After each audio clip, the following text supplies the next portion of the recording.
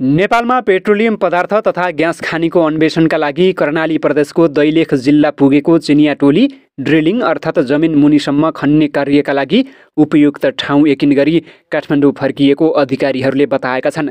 Corona virus महामारीका कारण रोकिएको पेट्रोलियम पदार्थ तथा ग्यास खानीको अन्वेषण कार्य पुनः सुरु गर्न आइपुगेको चिनिया प्राविधिकहरूको टोलीले यसअघि नै निर्क्युअल गरिएका 3वटा सम्भावित ठाउँमा अध्ययन केन्द्रित गरेको थियो। उक्त टोलीले अब खानी तथा भूगर्भ विभागलाई प्रतिवेदन बुझाउनेछ। मङ्गलबार काठमाडौँ आइपुगेको चिनिया टोलीले अब नेपालको चीनसँगका 2 प्रमुख नाकाको भ्रमण गर्ने बताइएको छ। अन्वेषणमा आवश्यक पर्ने ठूला उपकरण अर्थात् मेसिन नेपाल ल्याउने मार्गबारे अध्ययन गर्नका लागि उनीहरूले केरुङ र तातोपानी नाकाको भ्रमण गर्ने बताइएको छ। सन् 2019 देखि नै चीन सरकारको आर्थिक तथा प्राविधिक सहयोगमा दैलेखमा पेट्रोलियम पदार्थको विस्तृत अध्ययन तथा अन्वेषण कार्य अगाडि बढाइएको हो। चीन सरकारको सहयोग अन्तर्गत त्यहाँ भूकम्पीय अर्थात् साइन्समिक सर्वेक्षण सम्पन्न भइसकेको छ। त्यो सर्वेक्षण गर्दा जमिनको सतहबाट विशेष किसिमको तरङ्ग उत्पन्न गर्ने गरी जमिन मुनिको तस्बिर ल्याइन्छ र त्यसकै आधारमा सम्भावित खानी भएको पहिचान गरिन्छ। वर्षौंदेखि ग्यास बलिरहेको र पादुका स्थानमा तेल बगिरहेको देखिनुले त्यहाँ तेल तथा ग्यास भएको पुष्टि यसअघि नै भइसकेको छ। तर त्यस स्थानमा तेल तथा ग्यास कति परिमाणमा छ भन्ने अब ड्रिलिङ गरेपछि मात्र थाहा हुनेछ। यसपालिको चिनिया टोलीको भ्रमणले त्यही कुराको पत्ता लगाएका छन् र स्थान छनौट गर्न र उक्त स्थानसम्म आवश्यक पर्ने ड्रिलिङ मेसिन अर्थात् उपकरण पुर्याउन सडक पूर्वाधारको अवस्था यकिन गर्ने लक्ष्य रहेको छ। चिनिया टोलीले यसअघि नै 3वटा सम्भावित स्थान छनौट गरेकोमा यसपालि कुन स्थानमा ड्रिल अर्थात् जमिन मुनिसम्म खन्ने भन्ने कुरा यकिन गरेको छ। खानी तथा भूगर्भ विभाग अन्तर्गतको पेट्रोलियम अन्वेषण परियोजना प्रमुख दिनेश कुमार नापितका अनुसार ड्रिल गर्नका लागि यकिन गरिएको ठाउँ पादुका स्थान र श्री स्थानको बीचमा अवस्थित रहेको छ। पादुका स्थानभन्दा उत्तर पश्चिममा रहेको स्थानमा ड्रिल गर्ने यकिन गरिएको छ, नापितले भने। हालसम्म उक्त स्थानमा सतहमा भूकम्पीय सर्वेक्षण र म्याग्नेटोटेलोरिक सर्वेक्षण गरिसकिएको छ। त्यसमा आधारित रहेर सम्भावित ठाउँहरू चयन गरिएको हो।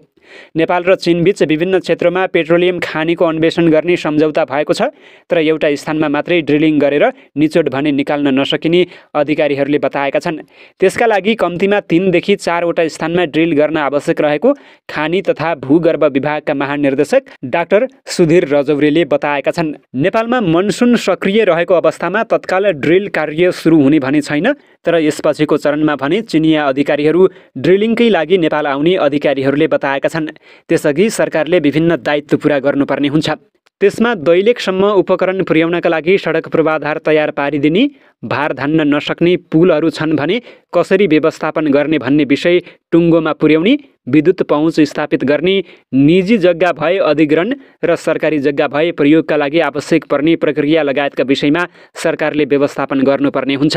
अन्वेषण स्थल खोलाको बगरमा रहेको र त्यहाँ आसपासमा बाक्लो बस्ती नरहेकाले जग्गा प्राप्तिमा धेरै समस्या नहुने बुझाइ अधिकारीहरूको रहेको छ। हाम्रो लक्ष्य 4 देखि 5 महिनामा सबै कार्य टुङ्गाएर ड्रिल गर्ने कार्य सेप्टेम्बर-अक्टोबरबाट सुरु गर्ने हो, नापितले भने। पछिल्लो भूकम्पीय अध्ययनका अनुसार यकिन भएको स्थानमा 3500 देखि 4000 मिटर गहिरो ड्रिल खन्नुपर्नेछ। हाल अन्वेषणकै चरणमा रहेकाले व्यावसायिक रूपमा उक्त स्थानमा पेट्रोलियम पदार्थ उत्पादन गर्न सकिने अथवा नसकिने विषयबारे केही भन्न सकिने अवस्था नरहेको अधिकारीहरूले बताएका छन्। अधिकारीहरूका अनुसार पेट्रोलियम अन्वेषणका लागि 60 टनसम्मका उपकरण दैलेख पुर्याउनु पर्ने हुन्छ। दैलेखसम्मको बाटोमा रहेका कतिपय पुलले त्यति भार धान्ने नधान्ने विषयमा स्पष्टता नरहेको नापितले बताएका छन्। त्यसका लागि सडक विभागसँग छलफल गर्ने तयारी गरिएको उनले जानकारी दिएका छन्। खास गरी ठूला पुलमा गाडीको भार पूर्ण रूपमा पर्ने हुँदा त्यसमा थप स्पष्टता खोज्नुपर्ने आवश्यकता उनले औँलाएका छन्। विगतमा नेपालमा विभिन्न स्थानमा पेट्रोलियम अन्वेषणको कार्य अघि बढाइएको भए पनि हाल त्यो कार्य दैलेखमा मात्रै सीमित रहेको छ।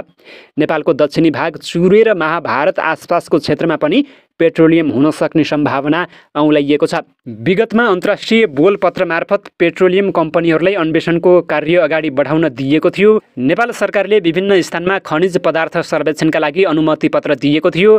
यो अलि जोखिमपूर्ण कार्य हो। यसमा 8 देखि 10% मात्रै सफल हुने दर रहेको छ। आगामी वर्ष सरकारले 10वटा ब्लक स्थानमा अन्वेषणको कार्य अघि बढाउनका लागि टेन्डर निकाल्ने तयारी गरिरहेको छ।